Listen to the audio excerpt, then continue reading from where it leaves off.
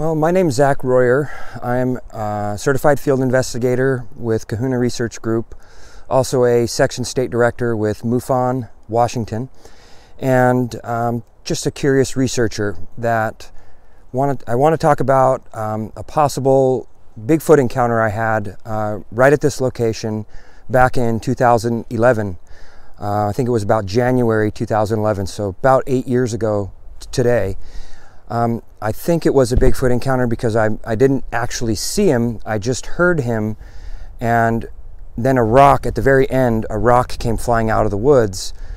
So I really think, based on what I've heard and read, that it could have been a Bigfoot encounter.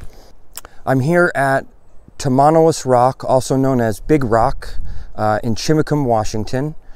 I was here with my ex-girlfriend and her two sons, teenage boys, and we were walking to the Big Rock, which is a local feature here that I'm not sure if you can actually see it from here, but it's a giant rock face that is considered sacred to the local Native Americans.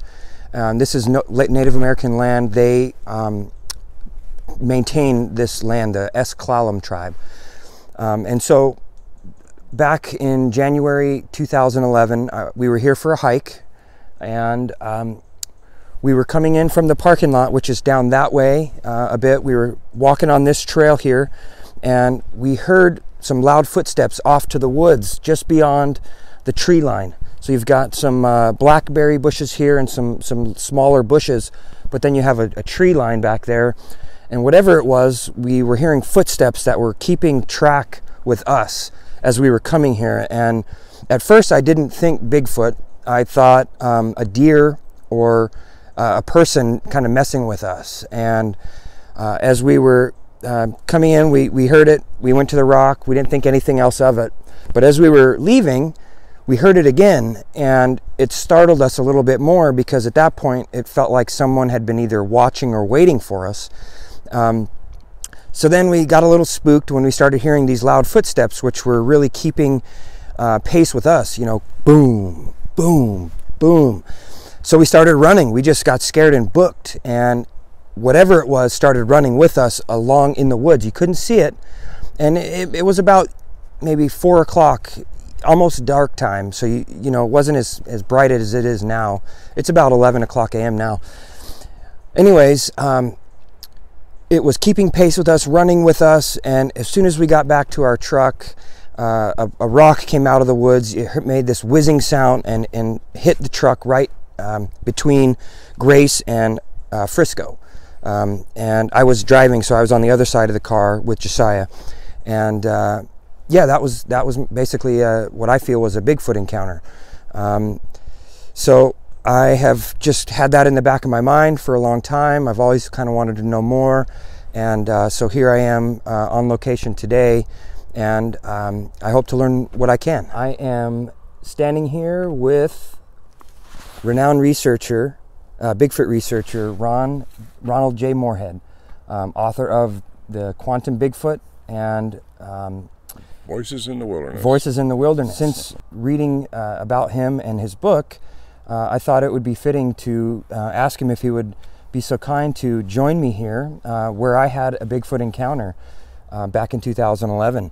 So I've kind of explained to you what happened and what I encountered. What are your thoughts on that? Well, Zach, I've been doing this for almost 5 decades now, and I've heard a lot of accounts of these things following people out of the woods or doing just what you say they did with you.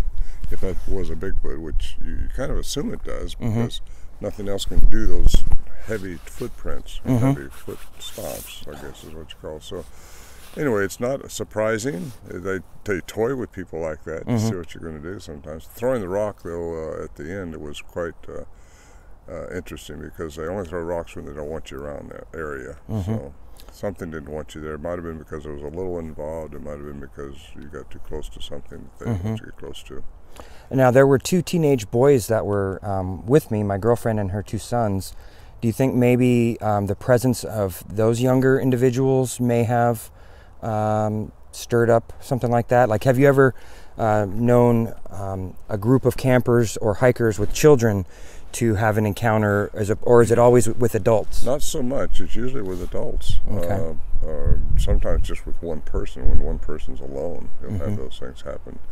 For you and somebody else to have it happen, that's pretty good. Because Yeah. you got corroboration. 3 other people witnessed it. Yeah. It said how heavy those footsteps sounded and how it reacted to you guys and how it followed you, because that's just what they do. They do that. Wow. I mean, it was so noticeable, the footsteps right here off in these woods. You can see the tree line. It was just off. And so here's the trail.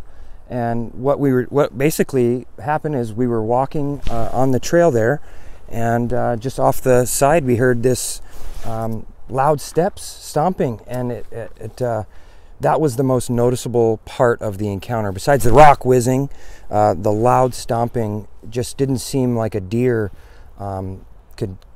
would have done that. Well, bipedal too. Bipedal, yeah. It did sound bipedal. 2 feet. Deer have 4, unless they're walking on the hind legs. Maybe a deer's walking on his hind legs. Real heavy deer. Yeah. Elk or something. That wish I would have had you there with me on that day, because that would have been something. But I think we've talked before. You said you had a friend that lived in this area that may have had you've heard of other encounters here? Yes. This is yes. So wow. So this is a known hotspot or spot where Bigfoot has been seen or heard or witnessed. And again, we're here in Chimacum, just off of Anderson Lake Road at a place called Tamanowas Sanctuary Rock, known locally as Big Rock. So it seems like a fitting place for Bigfoot to hang out. What are your thoughts? Like, what do I do from here? Like, I feel like I've told you this story. I've shared. I mean, you tell people, but then what do you do after that? You can't do anything. If they want to mess with you more, they'll mess with you more. It's really what they want to do. It's their terms, their time, everything like that. So you just kind of be yourself and enjoy yourself. And if they want to interact with you, they'll do something. Usually toy with you.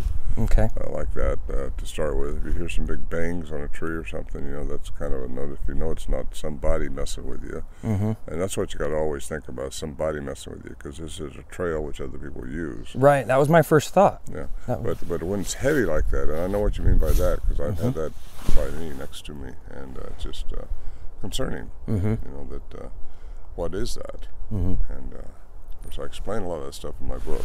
Yeah, so your new book is the Quantum Bigfoot. Quantum Bigfoot. How they do a lot of the things that seems to be a mystery to us. And it is a mystery to us. It's other than it gets into the quantum physics aspect of the possibility that these things operate on a level that we don't understand yet. We have these abilities, I believe, that they show to people. Get into a lot of the abilities they have. What they are and what they're here for is probably very important. And I think people should research that and understand.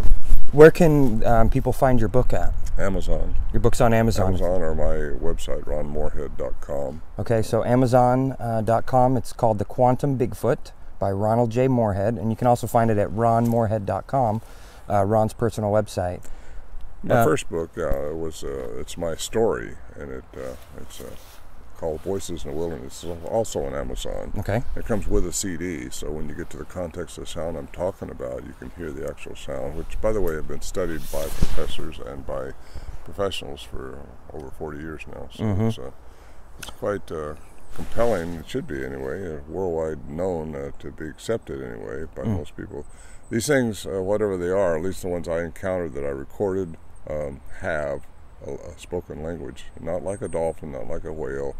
I'm talking about cognizant, sapient type language like we do, and only humans have that type of vocal mechanism that can do these sounds.